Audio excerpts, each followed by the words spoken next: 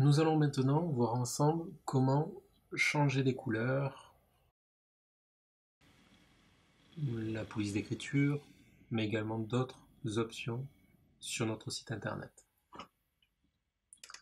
Pour ce faire, nous allons accéder dans la partie personnalisée. Donc cette partie-là, on la retrouve dans le menu Layers, et en sous-menu des Layers, nous avons Personnaliser.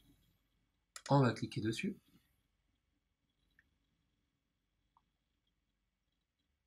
Et là, on atterrit dans la présentation qu'on avait tout à l'heure. On retrouve à gauche donc la barre latérale où on a pu parcourir la partie menu pour pouvoir créer un menu. Et à droite, on a la présentation donc, de notre site internet. Donc, dans un premier temps, nous allons aller dans Paramètres du site. Dans Paramètres du site, nous allons cliquer sur Logo et titre. Dans Logo et titre, on retrouve le logo qu'on a ajouté au tout début. Si jamais vous ne l'avez pas encore ajouté, vous pouvez l'ajouter directement ici. D'accord ? On peut retrouver ensuite le titre du site et la description, le slogan du site. Et si jamais vous le souhaitez, vous pouvez décider d'afficher le titre et la description du site ou pas. Donc, si je décoche la case, comme vous pouvez voir sur le site, le titre et la description s'effacent, ce qui est un peu plus aéré. Dans mon cas, je préfère, donc je vais laisser décocher. Ces deux informations-là resteront utiles pour l'utilisateur, mais aussi pour les moteurs de recherche. Donc ce n'est pas bien grave si ça ne s'affiche pas ici. D'accord ? On a ensuite, ici même, l'option icône du site. Dans icône du site, vous pouvez ajouter votre logo, si possible une variante de votre logo qui sera mise en valeur différemment, parce qu'effectivement, cette icône du site vous servira pour les onglets de navigateur, les barres de signer et dans les applications mobiles. D'accord ? Ce qui fait en fait que lorsque quelqu'un navigue sur votre site internet, il verra apparaître à chaque fois en haut à gauche le petit logo. Alors bien entendu, c'est pas quelque chose de très important, mais pour mobile, ça peut être intéressant si quelqu'un ajoute dans ses favoris votre site internet et l'ajoute sur son dock, là où il y a toutes ces applications, votre site internet, il aura un logo. Il aura votre logo. Et on aura une forme similaire à une application mobile. D'accord ? Donc moi je vais le faire pour vous montrer. Donc j'ai cliqué sur, je clique sur sélectionner une image. Et ici on retrouve donc les images qui ont déjà été ajoutées. Donc les deux images d'exemple avec mon logo. Mais dans ceci, il n'y a pas ce qui m'intéresse. Donc effectivement, je vais aller dans téléverser des fichiers. Et soit je clique sur choisir des fichiers pour parcourir mon ordinateur pour récupérer une photo, soit j'ai déjà ma fenêtre ouverte, soit je fais un glisser-déposer. Et je vais utiliser ce logo, cette icône. Hop, je l'ajoute. Et voilà, celle-ci s'ajoute. Je clique sur sélectionner. Il me demande si je veux la retravailler, mais auquel cas, pour moi, c'est parfait, je laisse tel quel. Et là, on peut voir un aperçu de mon icône. Effectivement, on peut voir ce que donne mon icône sur un navigateur, donc l'emplacement, ici même, ou la présentation en forme d'icône d'application pour mobile. Ok ? Donc je décide pas de recadrage, et voilà, je viens d'ajouter mon icône. On a encore cet aperçu ici, et on a également ici, en haut à gauche dans mon navigateur, l'icône. J'enregistre, je publie. Voilà. Ok ? On va revenir en arrière dans les options. Pour ce faire, on va cliquer en haut à gauche sur la petite flèche. Et cette fois-ci, on va aller dans Color. Ici, dans Color, on peut décider plusieurs choses. on peut choisir la couleur d'en-tête. Donc effectivement, si je clique ici et que je mets en rouge, vous pouvez voir que le haut de mon site va basculer en rouge. D'accord? Donc la couleur d'en-tête, c'est uniquement la partie haute de mon site, donc là où se trouve mon menu et mon logo. Je vais laisser bleu. Ensuite, on a site accent color. Site accent color, ça sera utile pour les boutons et les liens qui seront affichés dans mes pages. Donc là, on a un bleu différent. Alors, dans mon cas de figure, je vais décider, pour que ça soit plus visible pour vous, je vais mettre au rouge, d'accord? Voilà. Donc on le verra plus tard, lorsqu'on ajoutera nos premiers boutons, ils seront en rouge. Et ensuite, ici, on a footer color, qui concerne en fait le pied de page. Le pied de page qu'on trouve ici, d'accord? Donc ici, je décide de le mettre, je vais vous changer les couleurs pour que vous puissiez voir. On a blanc, noir, on peut décider. Alors moi, effectivement, je vais le mettre en blanc, d'accord? Voilà. Et j'enregistre. On revient en arrière une nouvelle fois. On va aller dans Police. Ici, dans Police, on peut décider de changer la police d'écriture de chaque partie de notre site internet. Donc soit le corps de texte, donc c'est le contenu général de notre site, soit les titres, le menu d'en-tête, donc ce menu-là, et les boutons. Donc par exemple, parce qu'effectivement ici on n'a que le menu d'en-tête qui s'affiche pour le moment, donc pour avoir un aperçu des changements, je vais changer uniquement le menu d'en-tête et je vais mettre Abel par exemple. Vous voyez que la présentation de mon texte vient de changer, d'accord? Et comme vous pouvez le voir ici, on a un certain nombre de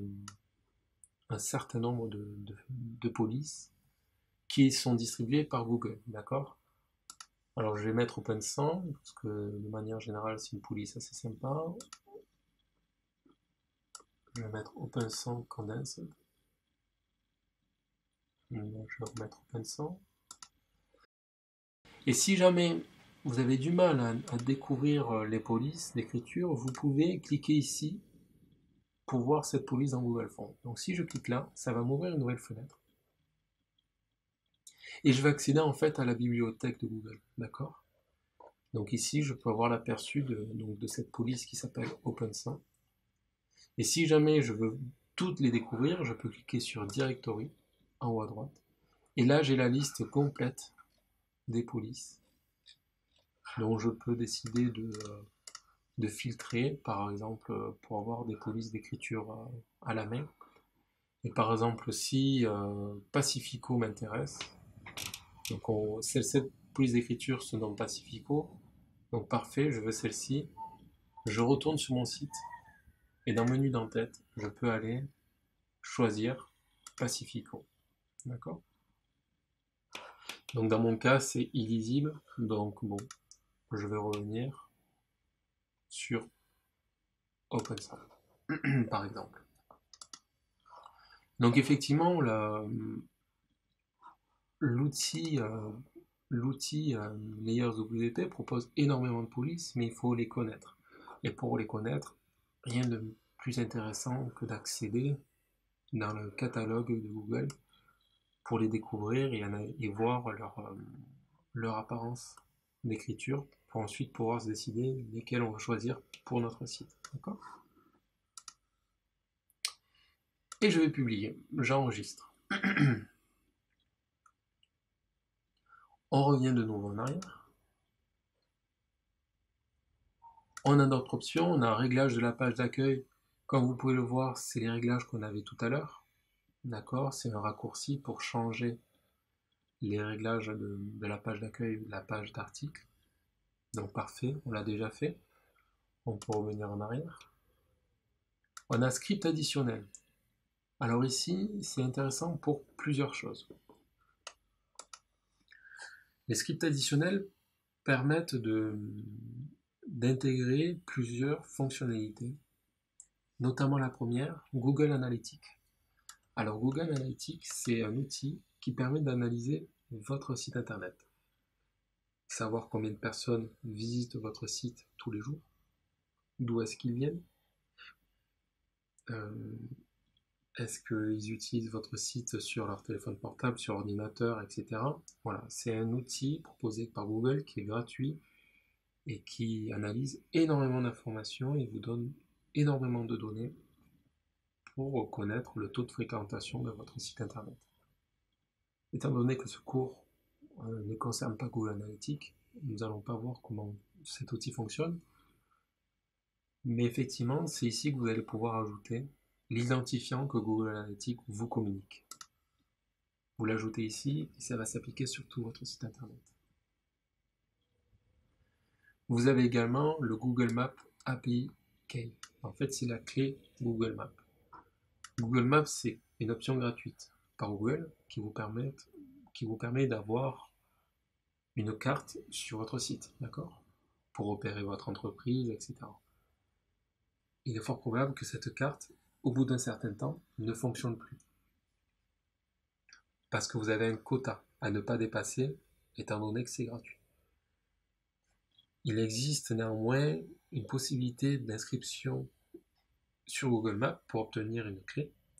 Et cette clé, on peut l'ajouter ici pour avoir accès à un quota plus élevé, d'accord? Pour que cette carte fonctionne plus régulièrement. Donc si vous cliquez sur le lien ici, ça va vous ouvrir un nouvel onglet qui va vous expliquer comment obtenir une clé API, d'accord? Il vous donne les étapes pas à pas sur la procédure, ok? Et cette clé, il suffira de la copier-coller et de la mettre ici. Mais ça ne s'arrête pas là, on a également deux autres options qui nous permettent d'ajouter d'autres éléments. Alors ça peut être tellement de choses. On ne pourra pas faire tout le tour, mais effectivement, ça peut être... il est possible qu'un jour vous ayez un besoin particulier d'ajouter une fonctionnalité particulière, et ces deux options vont vous servir. Mais ce n'est pas le sujet de notre cours actuel, étant donné qu'on est déjà dans une première approche de l'outil, et que là on est déjà dans des réglages beaucoup plus avancés. Donc on ne va pas trop s'y attarder. On va pouvoir revenir en arrière, et la dernière option concerne les boutons.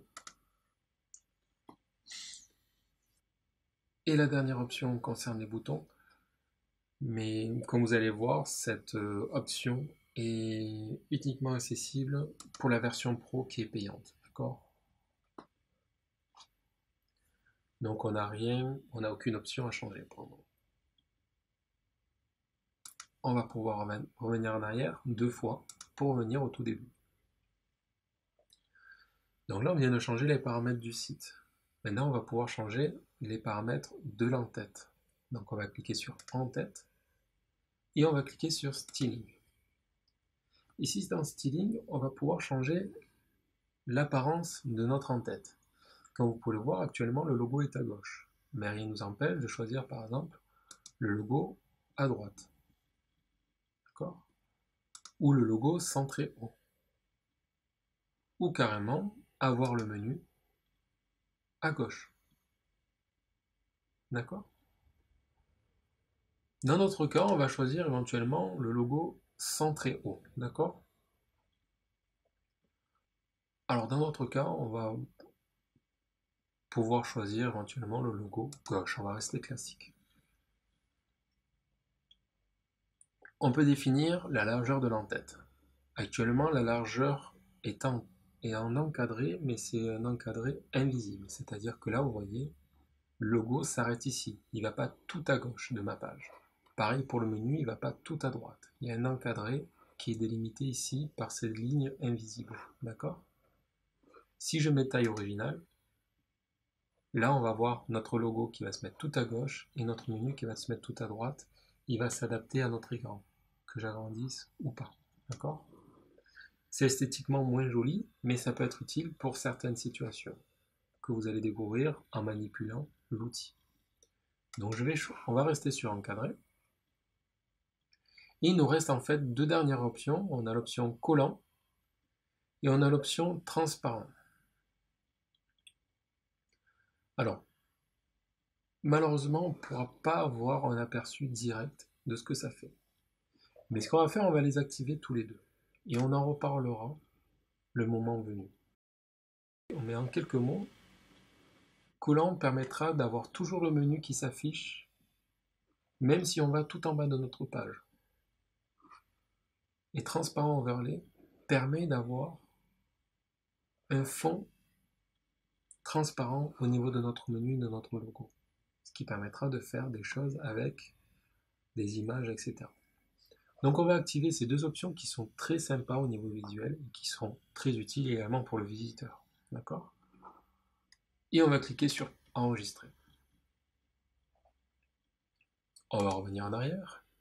Et là on rencontre le menu styling qui est de la même manière que tout à l'heure une option qui est bloquée uniquement pour la version pro. Mais on n'en a pas besoin. Donc on va pouvoir revenir encore en arrière.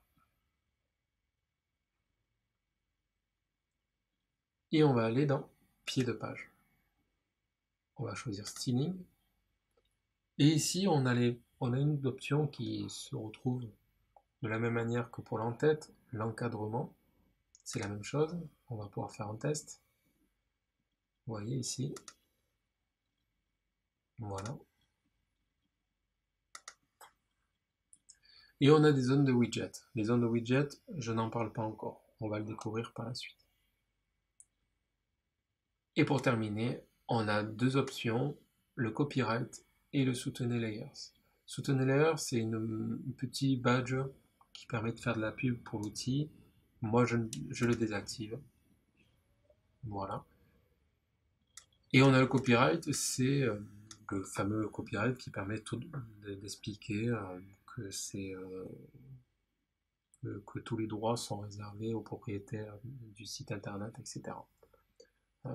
On a un copyright qui est noté Made at the Tip of Africa, qui était de base, qui a été mis en place par Layers WP. Et on peut mettre par exemple copyright 2018. Et on peut mettre le nom de notre site. Donc moi je peux mettre Kezako par exemple. Ou mon site.com. Ça peut être, on peut y mettre ce qu'on veut. Et ça va s'afficher ici. Vous voyez. Et on publie. On peut revenir une nouvelle fois en arrière. Et on a la dernière partie qui s'appelle CSS additionnel. Si on clique dessus, on peut voir une option qui nous permet en fait d'ajouter son propre code CSS pour personnaliser l'apparence et la mise en page de notre site de manière plus poussée, d'accord ?